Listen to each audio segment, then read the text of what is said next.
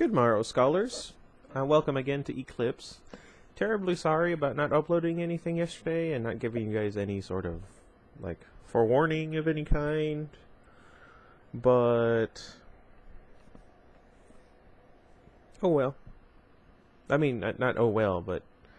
I don't know where I was going with that. Anyway, I just needed to take yesterday off. Honestly, though, I should have taken today off of this and my job so that I could go see the Batman v Superman movie at a more reasonable time. However, I didn't do that. Anyway, we're in chapter 23, Monster, page 506. We're getting close. How many pages are in this chapter?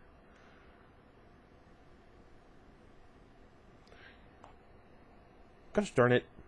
A lot more than I wanted there to be. When I woke up in the morning, it was very bright, even inside the tent.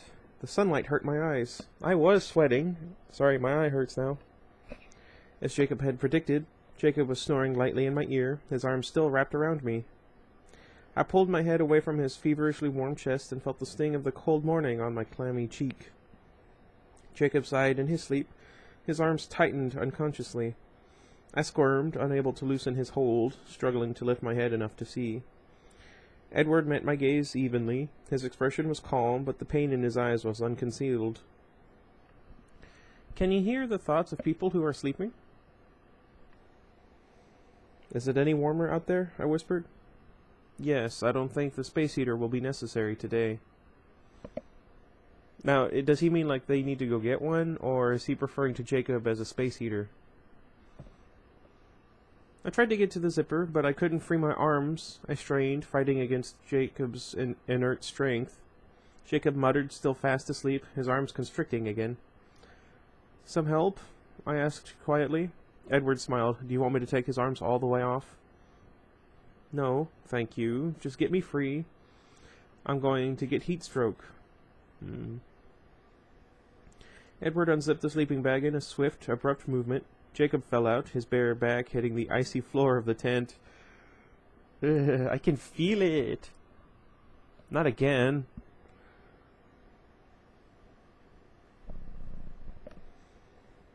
Anyway. "Hey," he complained. "What? Gosh darn it." His eyes flying open. Instinctively, he flinched away from the cold, rolling onto me. Whoops. I gasped as his weight knocked the breath out of me. And then his weight was gone. I felt the impact as Jacob flew into one of the tent poles, and the tent shuddered. The growling erupted from all around. Edward was crouching in front of me, and I couldn't see his face, but the snarls were ripping angrily out of his chest. Jacob was half crouched too, his whole body quivering, while growls rumbled through his clenched teeth. Outside the tent, Seth Clearwater's vicious snarls echoed off the rocks. Well, that took a turn. "Stop it! Stop it!" I yelled, scrambling awkwardly to put myself between them. The space was so small that I didn't have to stretch far to put one hand on each of their chests. Edward wrapped his hand around my waist, ready to yank me out of the way. "Stop it now," I warned him. Under my touch, Jacob began to calm himself. The shaking slowed, but his teeth were still bared, his eyes furiously focused on Edward. Seth continued to growl, a long, unbroken sound, a violent background to the sudden silence in the tent. "Jacob," I asked, waiting until he finally dropped his glare to look at me, "are you hurt?" "Of course not," he hissed. I turned to Edward. He was looking at me, his expression hard and angry. "That wasn't nice. You should say sorry." His eyes widened in disgust. "You must be joking. He was crushing you." "Because you dumped him on the floor. He didn't do it on purpose, and he didn't hurt me." I'm not gonna... never mind. Edward groaned, revolted.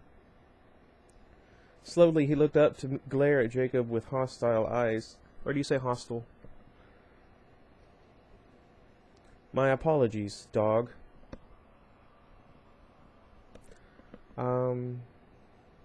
Yeah. "No harm done," Jacob said, a taunting edge to his voice. It was still cold, though not as cold as it had been. I curled my arms around my chest. Here, Edward said, calm again. He took the parka off the floor and wrapped it over the top of my coat. That's Jacob's, I objected. Jacob has a fur coat. Hee hee hee, Edward hinted. I'll just use the sleeping bag again, if you don't mind. Jacob ignored him. I'm confused. Climbing around us and sliding into the down bag. I wasn't quite ready to wake up. That wasn't the best night's sleep I ever had. It was your idea, Edward said impassively. Jacob was curled up, his eyes already closed. He yawned. I didn't say it wasn't the best night I've ever spent, just that I didn't get a lot of sleep. I thought Bella was never going to shut up. I winced, wondering what might have come out of my mouth in my sleep. The possibilities were horrifying. I'm glad you enjoyed yourself, Edward murmured. Dang it.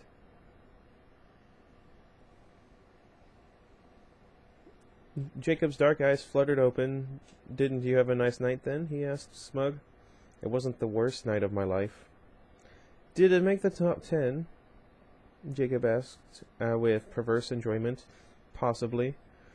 Jacob smiled and closed his eyes. But, Edward went on, if I had been able to take your place last night, it would not have made the top 10 of the best nights of my life. Dream about that. Jacob's eyes opened into a glare. He sat up stiffly, his shoulders tense. You know what? I think it's too crowded in here. I couldn't agree more. I elbowed Edward in the ribs, probably giving myself a bruise. So how come he can get her hurt by her trying to hurt him, but Jacob can't? I mean, I understand why, and I understand... never mind. Guess I'll catch up on my sleep later, then. Jacob made a face. I need to talk to Sam, anyway. He rolled to his knees and grabbed the door zipper. Pain crackled down my spine and lodged into my stomach as I abruptly realized that this could be the last time I would see him. He was going back to Sam, back to fight the horde of bloodthirsty newborn vampires. Jake, wait. I reached after him, my hand sliding down his arm. He jerked his arm away before my fingers could find purchase. Please, Jake, won't you stay? No. The word was hard and cold. I knew my face gave away my pain because he exhaled, and a half-smile softened his expression. Don't worry about me, Bells. I'll be fine, just like I always am. He forced a laugh. Besides, you think I'm going to let Seth go in my place. Have all the fun and steal all the glory, right? He snorted.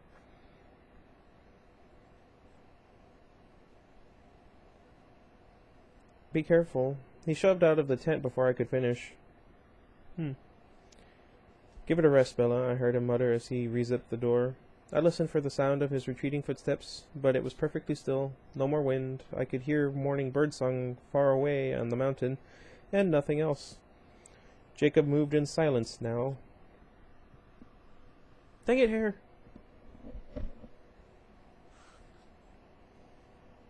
I huddled in my coats and leaned against Edward's shoulder. We were quiet for a long time. How much longer? I asked. Alice told Sam it should be an hour or so, Edward said, soft and bleak. We stay together no matter what. No matter what, he agreed, his eyes tight. I know, I said. I'm terrified for them, too. They know how to handle themselves, Edward assured me, purposely making his voice light. I just hate missing the fun. Again with the fun. My nostrils flared. He put his arm around my shoulder. Don't worry, he urged, and then he kissed my forehead. As if there was any way to avoid that. I agree completely. Sure. Do you want me to distract you? He breathed, running his cold fingers along my cheekbone. Oh, no. I shivered involuntarily. That's not why. Well, I guess that is kind of why, but that's not why. The morning was still frosty. It actually kind of is. It's weird. It should be spring, and it's not. Anyway. Maybe not right now, he answered himself, pulling his hand away. There are other ways to distract me. What? What would you like? You could tell me about your 10 best nights, I suggested. I'm curious. He laughed. Try to guess. I shook my head. There are too many nights I don't know about. A century of them. I'll narrow it down for you. All of my best nights have happened since I met you. Yeah, really? Yes, really. And by quite a wide margin, too. I thought about it for a minute. I can only think of mine, I admitted. They might be the same, he encouraged. Well, there was the first night, the night you stayed. Yes, that's one of mine, too. Of course, you were unconscious for my favorite part. What? That's right, I remembered. I was talking that night, too. Yes, he agreed. My face got hot as I wondered again what I might have said while sleeping in Jacob's arms. I couldn't remember what I dreamed about, or if I dreamed at all, so that was no help. What did I say last night? I whispered more quietly than before. He shrugged instead of answering, and I winced. That bad? Nothing too horrible, he sighed. Please tell me. Mostly you said my name, the same as usual. That's not bad, I agreed cautiously. Near the end, though, you started mumbling some nonsense about Jacob. My Jacob. Oh dear. I could hear the pain even in the whisper. Your Jacob enjoyed that quite a lot.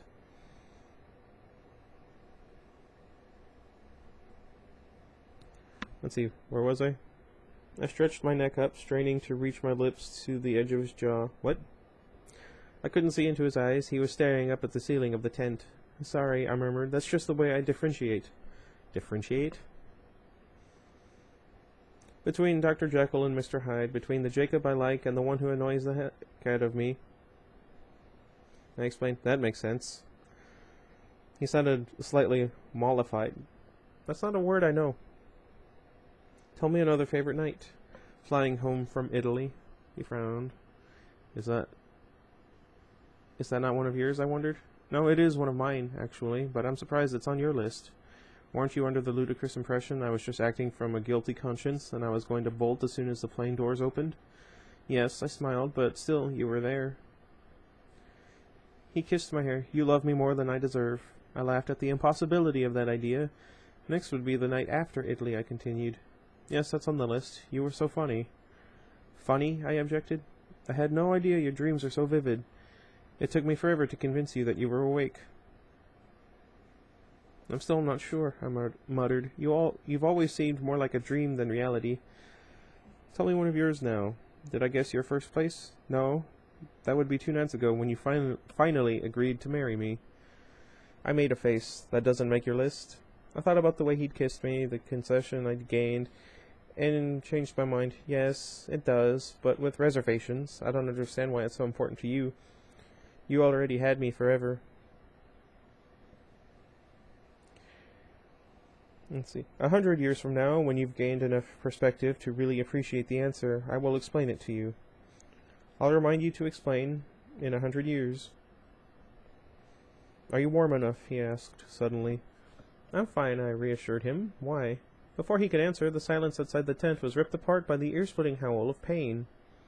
The sound ricocheted off the bare rock face of the mountain and filled the air so that it seared from every direction. The howl tore through my mind like a tornado, both strange and familiar. Strange because I had never heard such a tortured cry before. Familiar because I knew the voice at once. I recognized the sound and understood the meaning as perfectly as if I'd uttered it myself. It made no difference that Jacob was not human when he cried out. I needed no translation. Jacob was close. Jacob had heard every word we'd said. Jacob was in agony.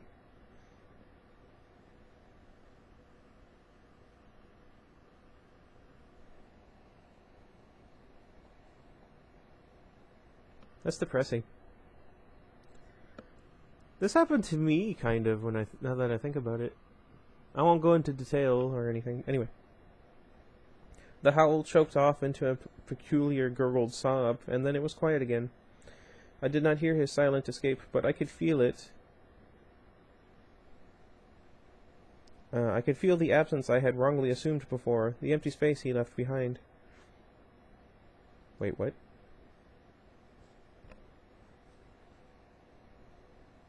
Oh. Oh.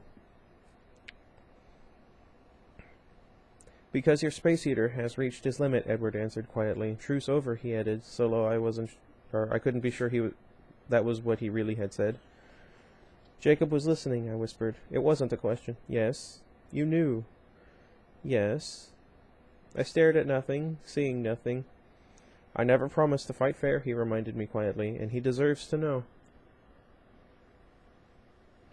My head fell into my hands. Are you angry with me? He asked. Not you, I whispered. I'm horrified at me. Don't torment yourself, he pleaded.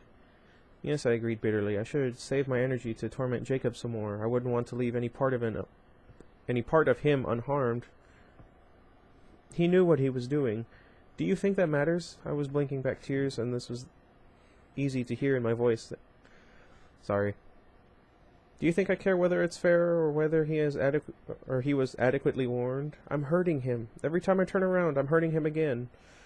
My voice was getting louder, more hysterical. I'm a hideous person. She kind of is. He wrapped his arms tightly around me. No, you're not. I am. What's wrong with me? I struggled against his arms and let them drop. I have to go find him. Bella, he's already miles away, and it's cold. I don't care. I can't just sit here. I shrugged off Jacob's parka, shoved my feet into my boots, and crawled. I was going to say clawed. Swiftly to the door. My legs felt numb. I have to. I didn't know how to finish the sentence. Didn't know what there was to do. But I unzipped the door anyway and climbed out into the bright, icy morning. I kind of want to go outside right now.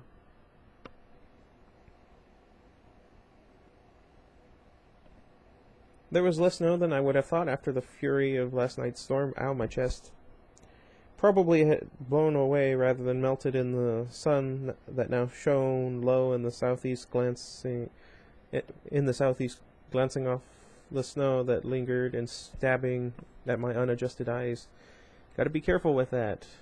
The light reflecting off of the snow. Okay. The air still had a bite to it, but it was dead calm and slowly becoming more seasonable as the sun rose higher.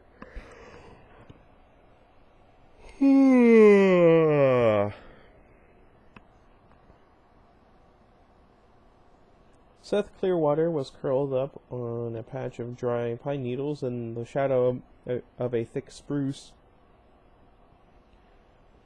his head on his paws. His sand-colored fur was almost invisible against the dead needles, but I could see the bright snow reflect off his open eyes. He was staring at me with what I imagined was accusation. I knew Edward was following me as I stumbled toward the trees. I couldn't hear him, but the sun reflected off his skin in glittering rainbows that danced ahead of me. He didn't reach out to stop me until I was several paces into the forest shadows. His hand caught my left wrist. He ignored it when I tried to yank myself free. You can't go after him, not today. It's almost time, and getting yourself lost wouldn't help anyone regardless. I twisted my wrist, pulling uselessly. I'm sorry, Bella, he whispered. I'm sorry I did that. You didn't do anything. It's my fault. I did this. I did everything wrong. I could have. I shouldn't have. I was sobbing. Bella. His arms folded around me, and my tears soaked into his shirt. Sorry again.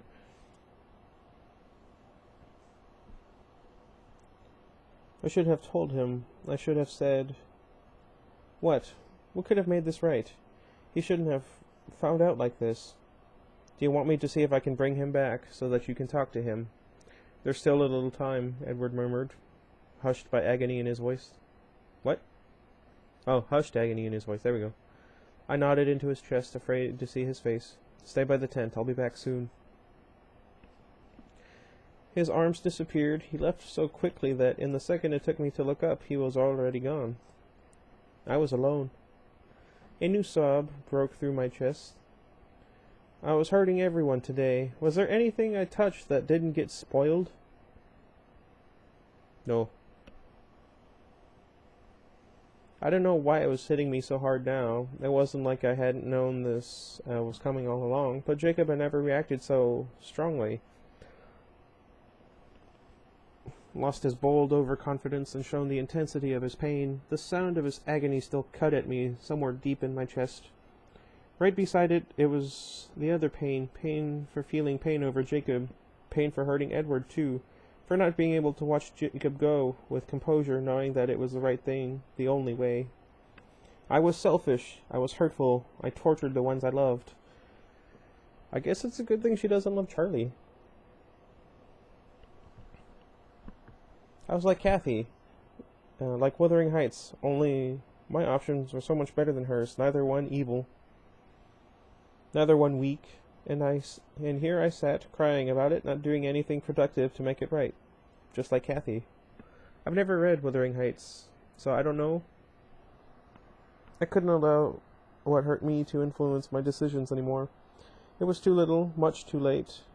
But I had to do what was right now. Maybe it was already done for me. Maybe Edward would not be able to bring him back. And then I would accept that and get on with my life. Edward would never see me shed another tear for Jacob Black. That's depressing. There would be no more tears. I wiped the last of them away with cold fingers now. But if Edward did return with Jacob, that was it. I had to tell him to go away and never come back.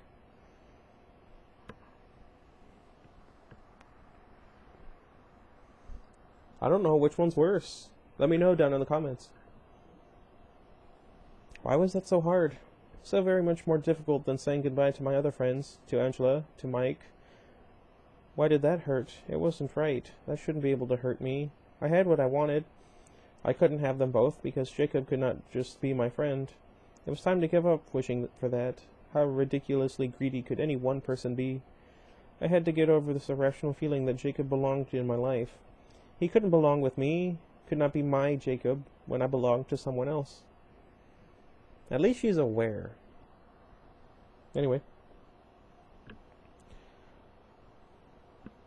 I walked slowly back to the little clearing, my feet dragging. When I broke into the open space, blinking against the sharp light, I threw one quick glance toward Seth. He had moved from his bed of pine needles, and then looked away, avoiding his eyes.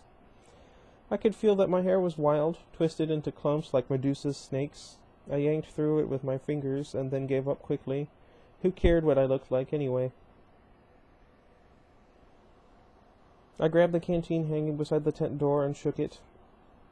It sloshed wetly, so I unscrewed the lid and took a swig to rinse my mouth with the ice water. There was food somewhere nearby, but I didn't feel hungry enough to go look for it.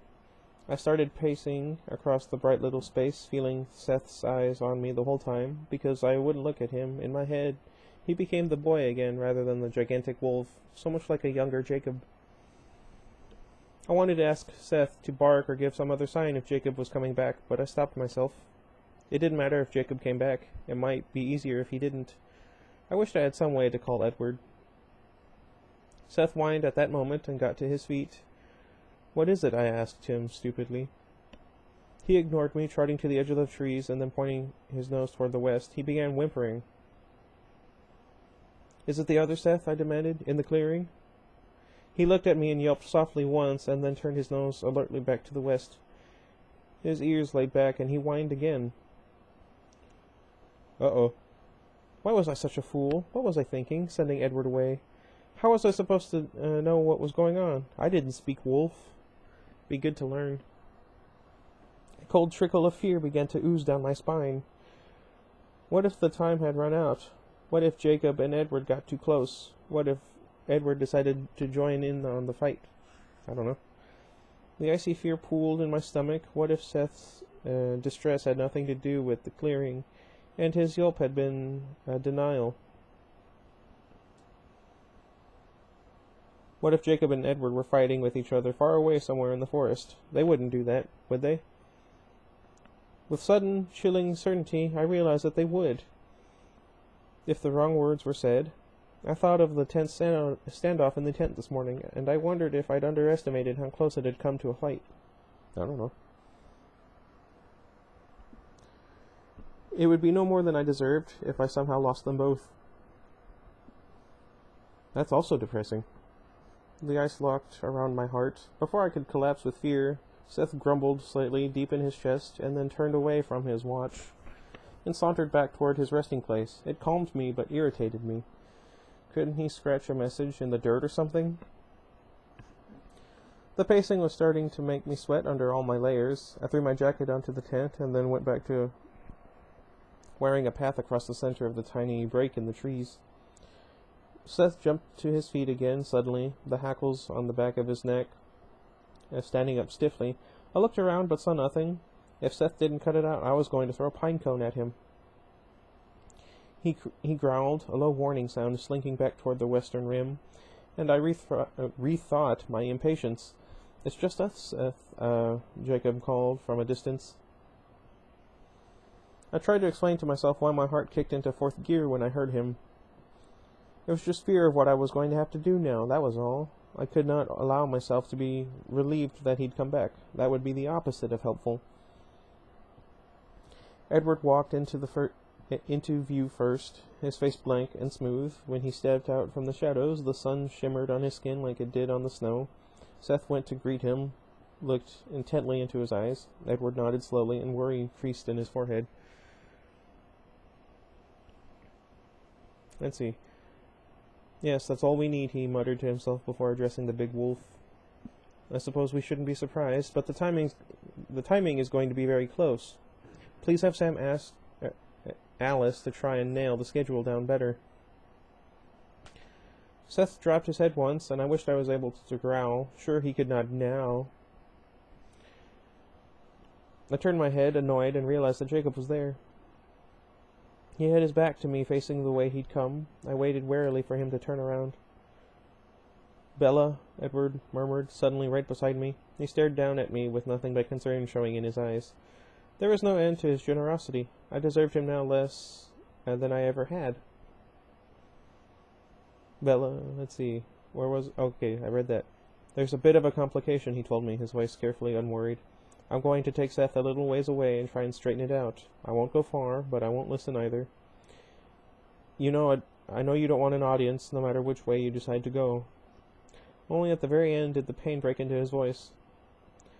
I had to never hurt him again. That would be my mission in life. Never again would I be the reason for this look to come into his eyes. I was too upset to even ask him what the new problem was. I didn't need anything else right now. "Hurry back," I whispered. He kissed me lightly on the lips and then disappeared into the forest with Seth at his side. I like Seth because he can get along with people. Jacob was still in the shadow of the trees. I couldn't see his expression clearly. "I'm in a hurry, Bella. Why don't you get it over with?" he said in a dull voice. I swallowed, my throat suddenly so dry I wasn't sure if I could make sound come out. "Just say the words and be done with it." I took a deep breath. "I'm sorry I'm such a rotten person," I whispered. "I'm sorry I've been so selfish. I wish I'd never met you so I couldn't hurt you the way I have. I won't do it anymore, I promise. I'll stay far away from you. I'll move out of the state. You won't have to look at me ever again." "That's not much of an apology," he said bitterly. I couldn't make my voice louder than a whisper. "Tell me how to do it right. What if I don't want you to go away? What if I'd rather you stayed, selfish or not? Don't I get any say if you're trying to make things up to me?" "That won't help anything, Jake. It was wrong to stay with you when we wanted such different things. It's not going to get better. I'll just keep hurting you. I don't want to hurt you anymore. I hate it." My voice broke. He sighed. "Stop. You don't have to say anything else. I understand." I wanted to tell him how much I would miss him, but I bit my tongue. That would not help anything either. He stood quietly for a moment, staring at the ground, and I fought against the urge to go and put my arms around him, to comfort him. And then his head snapped up. Uh-oh. I'm guessing he is listening. "Well, you're not the only one capable of self-sacrifice," he said. His voice stronger. "Two can play at that game." I'm confused. This took a turn. I've behaved pretty badly myself. I've made this much harder for you than I needed to. I could have given up with good grace in the beginning, but I hurt you, too. This is my fault. I won't let you claim all the blame here, Bella, or all the glory either. I know how to redeem myself." "What are you talking about?" I demanded. The sudden, frenzied light in his eyes frightened me. I would be frightened too. He glanced up at the sun and then smiled at me. There's a pretty serious fight brewing down there. I don't think it will be that difficult to take myself out of the picture.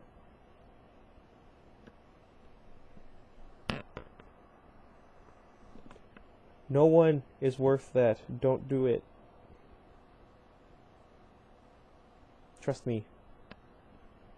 I'm Superman. If you haven't read All-Star Superman yet, I really suggest you look it up.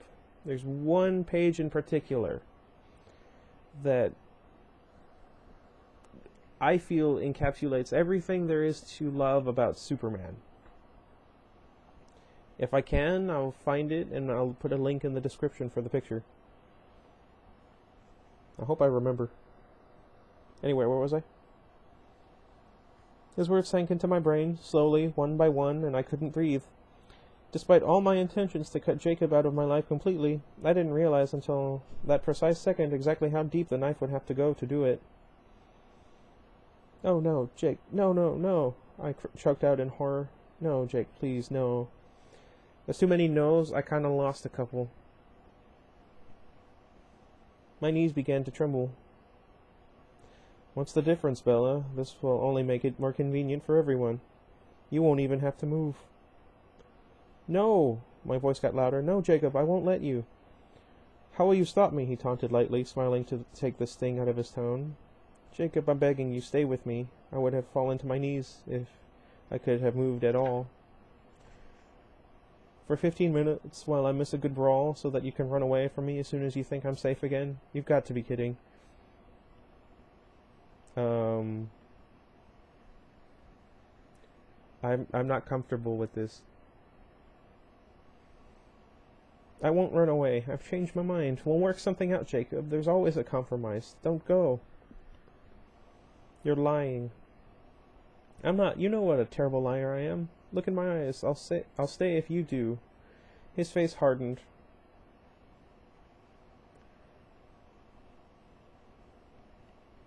And I can be your best man at the wedding? It was a moment before I could speak, and still the only answer I could give him was, please. That's what I thought, he said, his face going calm again, but for the turbulent light in his eyes. Let's see. I love you, Bella, he murmured. Dang it! I love you, Jacob, I whispered brokenly. He smiled. I know that better than you do. He turned to walk away.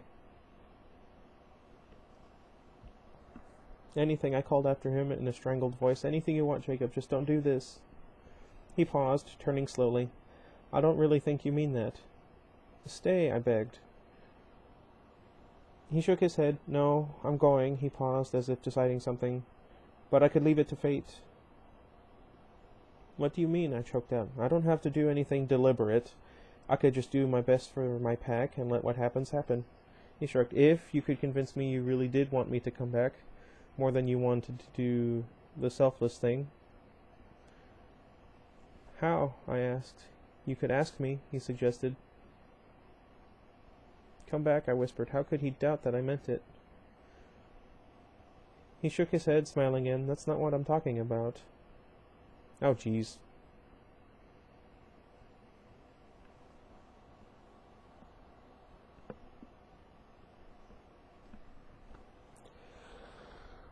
It took me a second to grasp what he was saying, all the while he was looking at me with this superior expression, so sure of my reaction. As soon as the realization hit, though, that I blurted out the words without stopping to count the cost. Again, I am very uncomfortable right now. Why do I have to do this?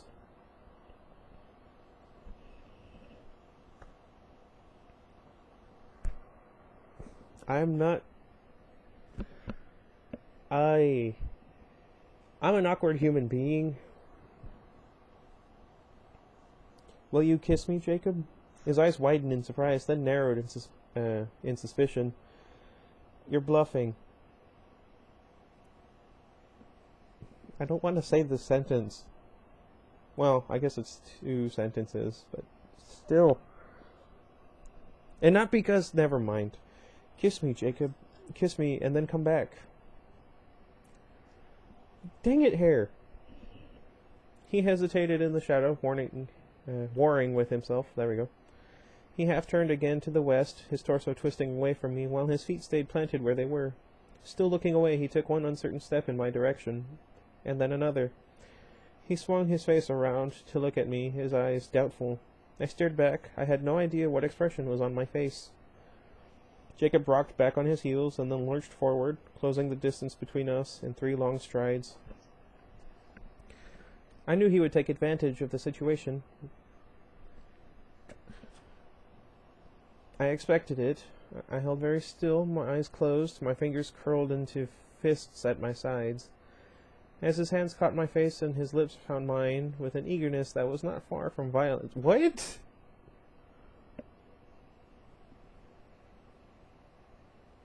What?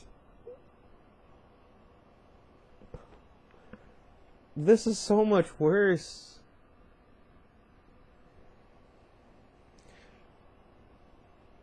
I kind of want to say the rest of this paragraph in the Emperor's voice, but I'm not going to do that. My throat hurts too much. Man. This chapter's taking a lot longer than it should have, and I apologize for that. I could feel his anger as his mouth discovered my passive resistance. One hand moved to the nape of my neck, twisting into a fist around the roots of my hair. The other hand grabbed roughly at my shoulder, shaking me, then dragging me to him. His hand continued down my arm, finding my wrist and pulling my arm up around his neck. I left it there, my hand still tightly balled up, unsure how far I could go in my desperation to keep him alive. All the while his lips, disconcertingly soft and warm, tried to force a response out of mine. As soon as he was sure I wouldn't drop my arm, he freed my wrists. His hand was feeling its way down to my waist. His burning hand found the skin at the small of my back, and he yanked me forward, bowing my body against his. His lips gave up on mine for a moment, but I knew he was nowhere close to finished. Iggy, why does this happen? His mouth followed the line of my jaw and then explored the length of my neck. He freed my hair, reaching for my other arm to draw it around his neck like the first. Then both of his arms were constricted around my waist, and his lips found my ear. Dang it, headphones. Dang it, hair. Why is everything getting in the way?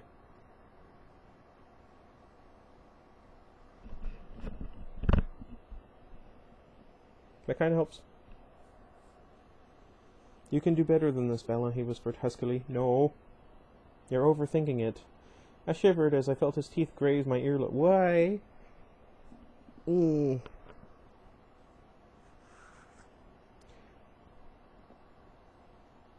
That's right, he murmured. For once, just let yourself feel what you feel. No! Did I just whistle?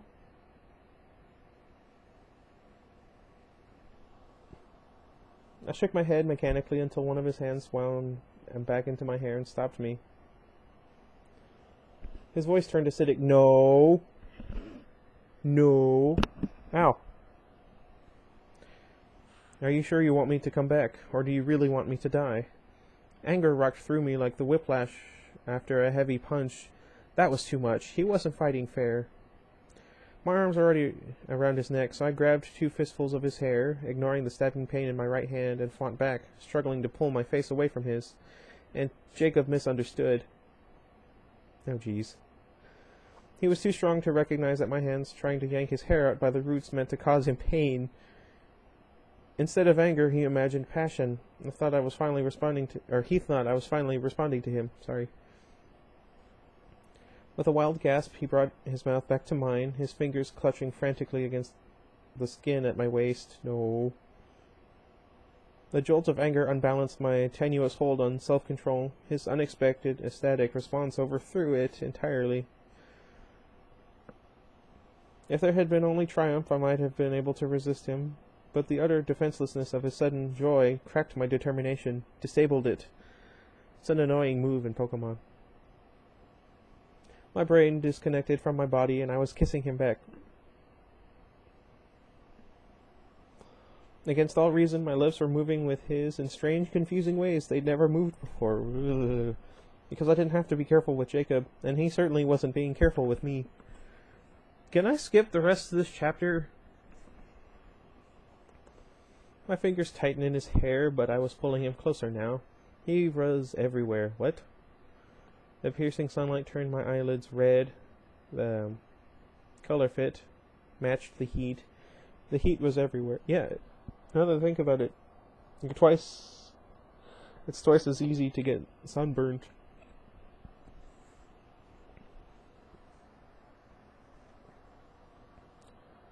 The heat was everywhere. I couldn't see or hear or feel anything that wasn't Jacob. I'm not comfortable. The tiny piece of my brain that retained sanity screamed questions at me. Why wasn't I stopping this? Worse than that, why couldn't I find in myself even the desire to want to stop? What did it mean that I didn't want him to stop? That my hands clung to his shoulders and liked that they were wide and strong? That his hands pulled me too tight against his body, and yet it was not tight enough for me. The questions were stupid because I knew the answer. I'd been lying to myself. Jacob was right. He'd been right all along. He was more than just my friend. That's why it was so impossible to tell him goodbye. Because I was in love with him, too. I loved him, much more than I should, and yet still nowhere near enough. Sorry, got distracted. The Darth Vader helmet is over there. Where was I?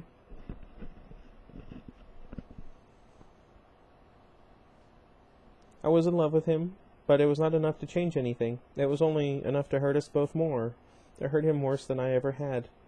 I didn't care about more than that, than his pain. I more than deserved whatever pain this caused me. I hoped it was bad. I hoped I would really suffer. In this moment, it felt as though we were the same person.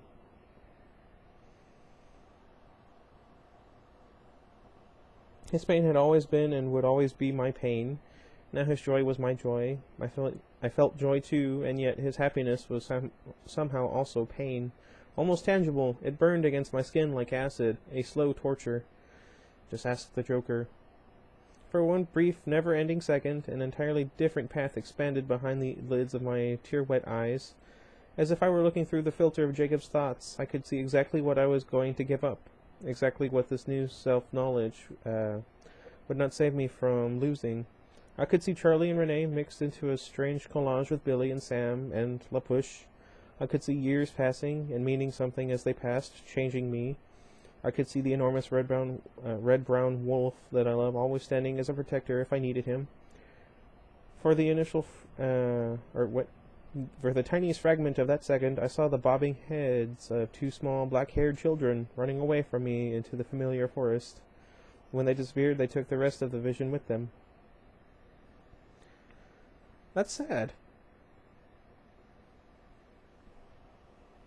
And then, quite distinctly, I felt the splintering along the fissure line in my heart as the smaller part wrenched itself from the whole. Jacob's lips were still before mine were. I opened my eyes, and he was staring at me with wonder and elation. "I have to leave," he whispered. "No." He smiled, pleased by my response. "I won't be long," he promised, "but one thing first." He bent to kiss me again, and there was no reason to resist.